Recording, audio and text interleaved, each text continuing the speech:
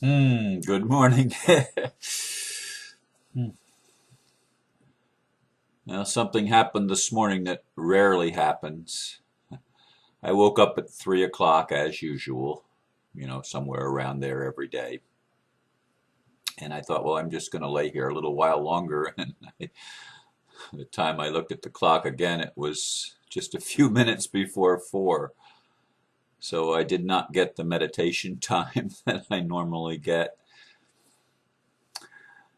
And I rushed a topic when I came to the computer. Anyway, the title that I chose is The Shift, When Inside Changes Show Up Outside. It's a workshop weekend for me. Most of our focus in level 2 is on what is happening inside as we take responsibility for what we feel, realizing that life does not happen to us, it happens for us. In other words, we are not victims. Still, in the world of appearances, it does seem as if the victim and victimizer dance is the main show. When I got home last night, there was a video I had been sent entitled "Bankers Worldwide Arrested." I shared it on Facebook and commented, quote, "Lots of truth here. When we get serious about the real crimes and the most powerful criminals, we will change the world. Not before." Bankers, CEOs of multinational corporations, high office holders in the corporate governments, media executives that publish lies, these are the criminals that must be brought to justice. End quote. We know the shift is really happening when inside changes show up outside. And I'm like most of you. I don't really recognize that anything is changing by the inner work that I do until I see the evidence show up out there in my personal life and in the collective life. And one of the things that I realize as I do the inner work, as I do the shadow work, is the extent to which I am influenced and take on the collective consciousness of humanity, which has been playing the victim victimizer role in the archetypes for as long as anybody can remember. And we have thought for a long time that our problem is always out there. In fact, let me go to that page. Someone sent, just after I came to the computer this morning in this first wave of emails that came in, somebody posted a T-shirt that has the saying on it, "Religion had its chance to run the world. It's called the Dark Ages." And he commented, "This is one for Rusa, for the Republic, for the United States of America." In any case, humanity has been well trained to think the problem is fixing whatever is going on out there. And as many of us, not just in the workshop, but around the world, as many of us do the inner shadow work of recognizing the tremendous effect what we believe and what we think inside of us, the invisible realms, the effect that that has in the outer world. We somehow think, we're brainwashed to think that we've got to fix it out there, when the truth of the matter is the real shift happens inside of us.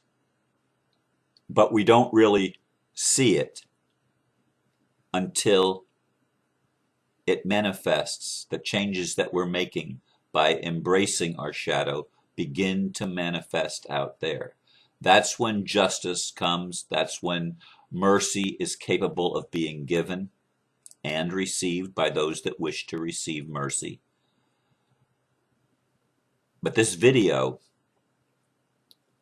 showed had many clips from around the world of people that are high up being brought to justice. Now, I don't believe it's reached high up enough yet, but it will, because I recognize the changes that are taking place in me.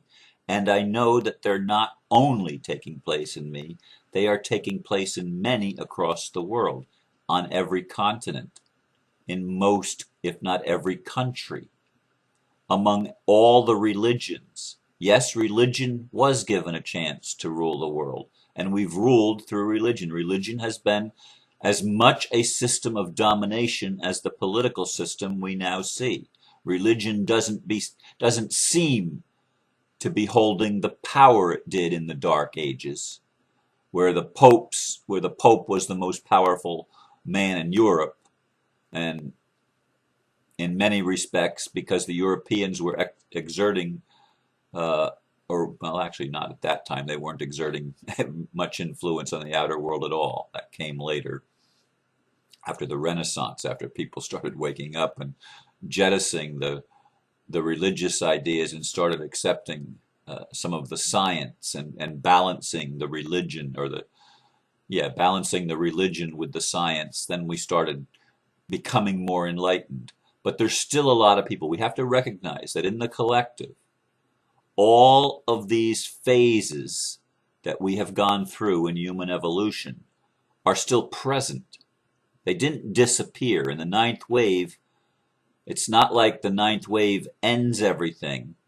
It's that everything in level 1 is still happening, and level 2 and level 3. It's still happening.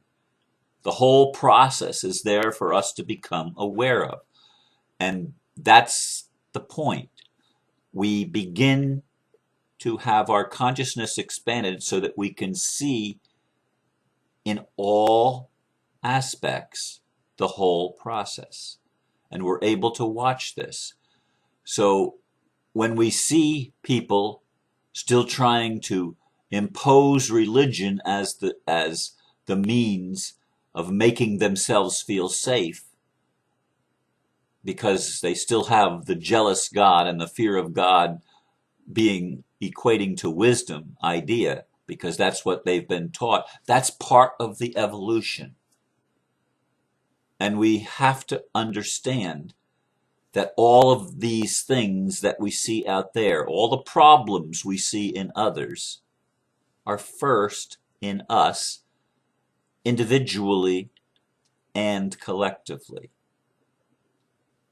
I cannot separate my individual consciousness as a human being from the collective consciousness of humans. I can't do that.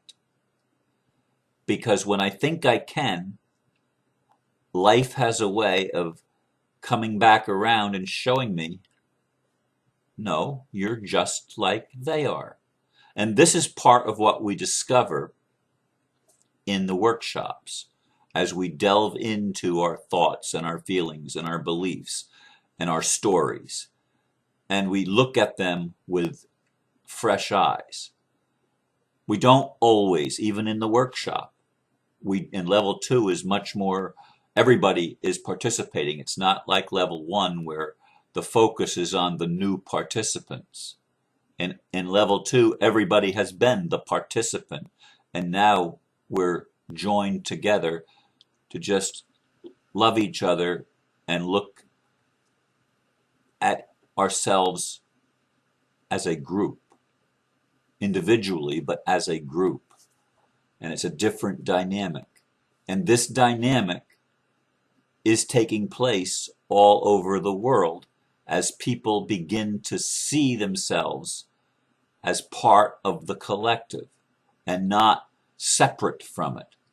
When we do this, when we integrate the collective into the personal, and we become aware and we allow the feelings of the collective to be felt individually.